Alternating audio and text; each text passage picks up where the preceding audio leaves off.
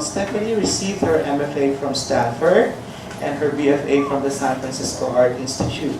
She was recently included in the exhibition Altered, Stitched, and Gathered, which was held at PSI. What is PSI, Stephanie? PS1. Oh, is that PS1? Okay, right. And her work has recently been shown at the Whitney Museum of American Art in New York, at the SM Museum of Modern Art, the San Diego Museum of Contemporary Art, and the Contemporary Museum in Honolulu, among others. She runs this recycled clothing line, Anti-Factory, and currently teaches at the California College of the Arts in San Francisco. Finally, oh, there's another one, Pee-wee. Alright, Norberto Pee-wee Roldan is curator of Green Papaya Arts Projects. Pee-wee is a multimedia artist who founded Green Papaya Arts Project in 2000 to support and organize actions and propositions that explore alternative approaches to the production, dissemination, research, and representation of art in various disciplines. He studied fine arts at the University of Santo Tomas in Manila and took up the MA degree in art studies at the University of the Philippines in Diliman. He is currently director, curator of Green Papaya, and also works on the side as creative director for a Philippine television broadcasting company. Finally, Jennifer Wofford is the Galleon trade curator. Right, she's the anchor woman. As a Filipino-American artist, Jennifer's creative practice encompasses installation, painting, photo, video, performance, teaching, and curating. She received her BFA from, I'm sorry for the breathy voice, but it comes from having to run in the hard rain to the city. Her BFA from the San Francisco Art Institute and her MFA from UC Berkeley.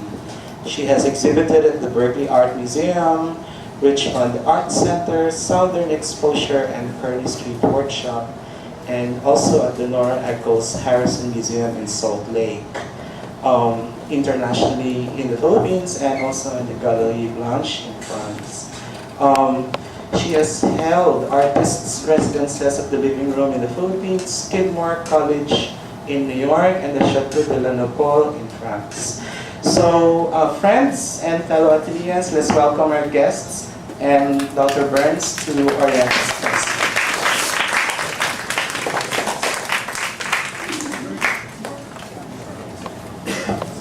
Do I need this? Are you recording? No. Yes, I think so. Good afternoon, everyone. As Professor Oscar Campana said, my name is Lucy Burns. I'm a professor in Asian American Studies at the University of California, Los Angeles. I just wanted to thank you all for being here this afternoon. And a special thanks to Professor Campana for inviting us or accepting our self-invite to share with you this project and our work, and in fact have this conversation with you about international arts exchange. I just want to say a brief thing about what we're hoping to accomplish today, and in fact the setup. It's very deliberate that we call this a round table, because we would like to actually have a conversation, be engaging, to hear your thoughts about and questions about a project like international arts exchanges. If you have your own experiences, we would like to hear that. In fact, that's what we're here for. So, you know, there might be some breaking the fourth wall, as a term that we use in theater and that you might all know about. So don't be nervous about that. Just a few things. Let's see. Like I said, the Galleon Trade Project is partly an exhibit, and our hosts here are the Baghdad Galleries and also the Green Papaya Arts Project, and it's really been an amazing. They've been amazing hosts, wonderful fellow artists.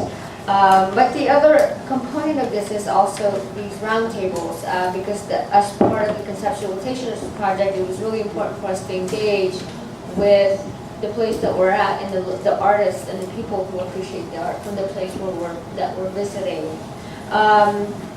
And I also wanted to thank especially Jennifer Wolford for really dreaming up this particular project and inviting all of us to partake in it. As Professor Oscar Campomanes has mentioned, that this project takes the historic Acapulco-Manila route as its metaphor for connections.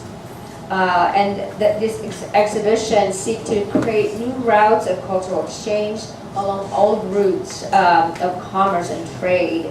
And yet, as has been mentioned, one of really the goals here is to speak about the issues and the importance and what are the critical issues that come up in terms of when we're talking about international arts exchanges in the contemporary times. I also want to mention that we are very much interested in a multi-constituency conversation.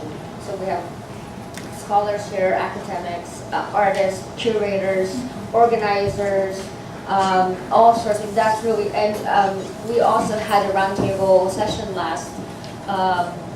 a couple of days ago at USC where we had the Philippine Daily Inquirer editor joining us, editor of Lifestyle joining us. So that's what we're really interested in as well. So I just want to throw out several questions to frame this, what we're hoping to talk about, and some additional ones from you and also from our artists. So some of the questions are, what forms of international art exchanges have you participated in, and in what capacity? I am also very interested in what conditions make possible and necessary such projects. And a particular interest of mine as well is what questions do these works, and you'll see some of them, these works and these artists raise about what we know about the historic Galleon trade. And lastly, what critical issues must we be attentive to as we advocate for international art exchanges? And hopefully we can elaborate on all those questions. Now I'll hand the microphone to Jennifer, please.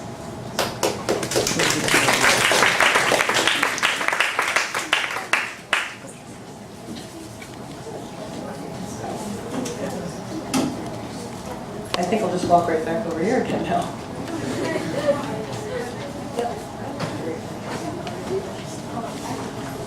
Hi. Oh, it's much easier to sit down. God, where do I start here? I guess for me, I work best from a place of personal conviction, and I'll have to sort of torture you with my personal story for a second, because it explains why I feel so deeply about this project. And why people far smarter than me are getting involved in the critical aspects of that, and hopefully you guys can help engage us further in where this work can go. I guess it starts with the fact that my mother's from Manila, and so I have family here, and this is a place I always came as a kid, and so it's a place that I just deeply associate with family and community. I've always had amazing experiences in all the years that I've come here, but then there was a gap for, I don't know, probably about 10 or 15 years. In 1998, I came back here as an artist with a number of other artists for an exhibition at the Museo ng Maynila, which I think that museum lasted like about a week and a half, right? Maybe a little longer. It was an amazing space, and only a few of us were able to come over for that exhibition. But during that process, we ended up meeting some local artists who sort of introduced us to the local art scene, and we found out about all this amazing sort of experimental work happening out in Quezon City, Cubao, and certainly for me, it was just this revelation. Like, all this amazing work was being done. Nobody knew about it. I didn't know about it, and I just wanted to be part of that community somehow. So in subsequent trips, I just kept pestering my friends here and looking for reasons to go and see work. And you know, the dream sort of began then. I was like, God, how can we create some more exchange across the Pacific Ocean? Here I am, based in California, you know, looking at what's happening in Manila and just wanting to see that sort of, what's the word I'm looking for?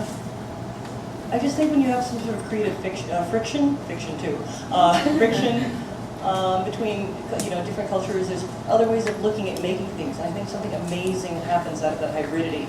And it took a while for me to figure out how to do that, but essentially here we are now with the Galleon Trade Project. I guess this is also partly that I operate from a place of having been a high school teacher from a long time, and was recently in grad school. I went to UC Berkeley for a couple of years, and I was in the art program there. and I started working on the Galleon trade project there. Now I was an